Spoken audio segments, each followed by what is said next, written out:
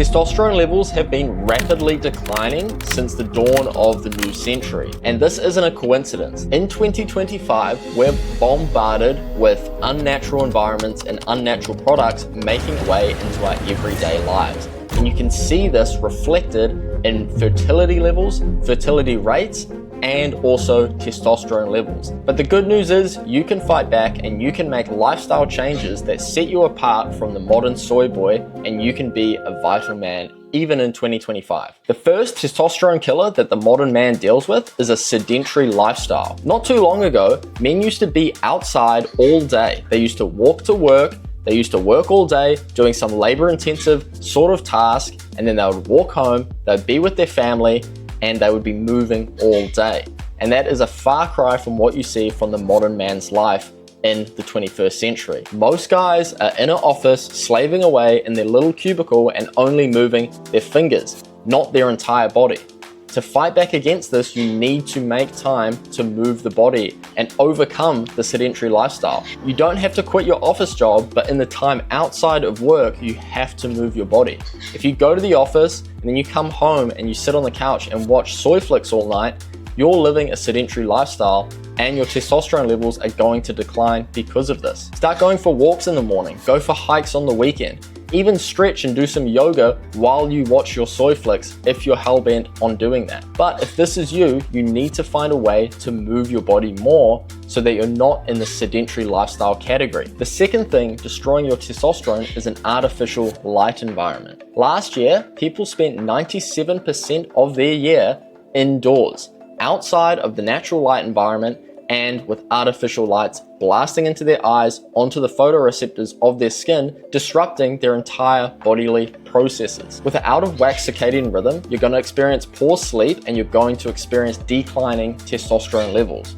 So, if this is you and you spend a lot of time indoors, try get outside. It's super simple. You don't have to spend thousands of dollars on light panels, red light therapy, anything like that. You literally just have to go outside. Like where I am right now, I just take my laptop outdoors when I'm working, or try work near windows and open up the windows if you can and let natural light come in, and then stop using so much artificial light at nighttime. Try switch to incandescent bulbs, which mimic the natural light environment a lot better than fluorescent or LED lights, which is what are in most homes now. So try switch to incandescent bulbs. You can get red light bulbs, which are also really good, and try mimic the natural light environment that we get from the sun.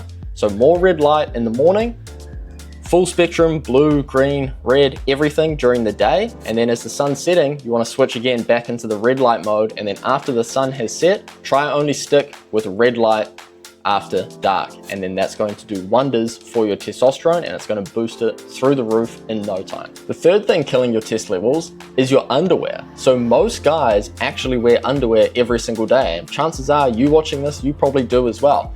When you're wearing underwear, and I'm talking tight constrictive underwear, you're actually restricting free movement and airflow for the fellas, creating a hotter environment which will decrease sperm count and lower your testosterone.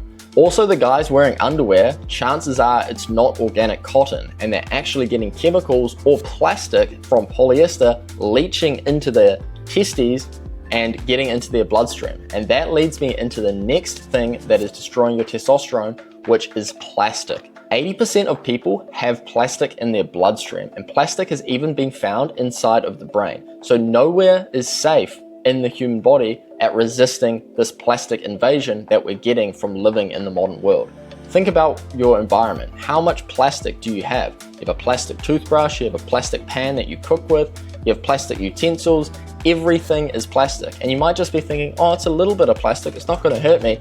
You're wrong, because it's everywhere. It's everything that the modern person does is filled with plastic, left, right, and center. They're sitting on plastic, their clothes are plastic, they're sleeping in plastic, everything is plastic, and it breaks down over time, and these microplastic particles go airborne, or they absorb through the skin transdermally, and they end up inside the body. They're also in your food, right? So there's plastic absolutely everywhere.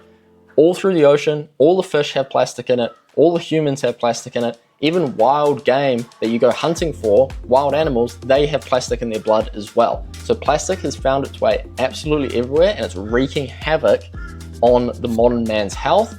and especially your testosterone levels. So you want to deplastify your life. I don't even know if that's a word, but you should do it, and try remove plastic from every area or environment that you find yourself in. Say it's your bedroom, remove the polyester sheets and go for some organic cotton. Same thing with your wardrobe. With your toothbrush, instead of brushing your teeth with plastic and getting all those little plastic particles in your mouth, switch to a natural toothbrush. With your cooking, stop using a plastic Teflon pan and use a cast iron or a stainless steel skillet. Instead of rubbing it with a plastic spatula, switch to stainless steel. These are just little ways that you can deplastify your life and increase your testosterone levels. Another massive one is bisphenol A. And bisphenol A, or BPA, is found in huge quantities in plastic bottles. So not only are you getting the microplastics from drinking the water out of the plastic bottle, but you're also getting the BPA, which is known to lower testosterone levels. And another way that a lot of people get huge amounts of BPA into their life is through touching receipts. And I know this sounds really weird, but a receipt has 1,500 times the amount of BPA in one receipt as a plastic bottle.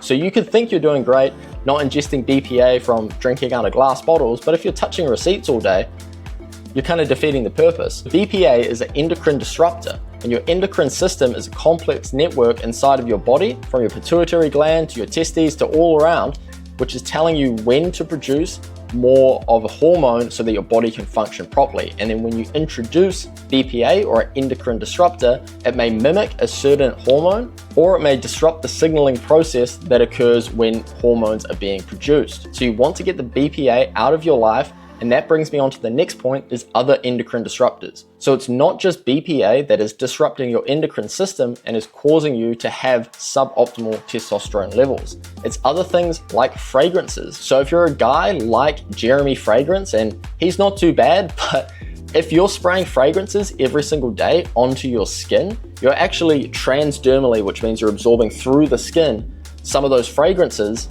And those fragrances are actually endocrine disruptors as well. So again, it's disrupting that signaling process, or it's artificially inflating the quantity of hormones inside of your body. So stay away from fragrances, stay away from BPA from receipts, and also there's a ton of other endocrine disrupting products out there. If you want a complete breakdown and a full list, I have a guide on this inside of my free community, which is down in the description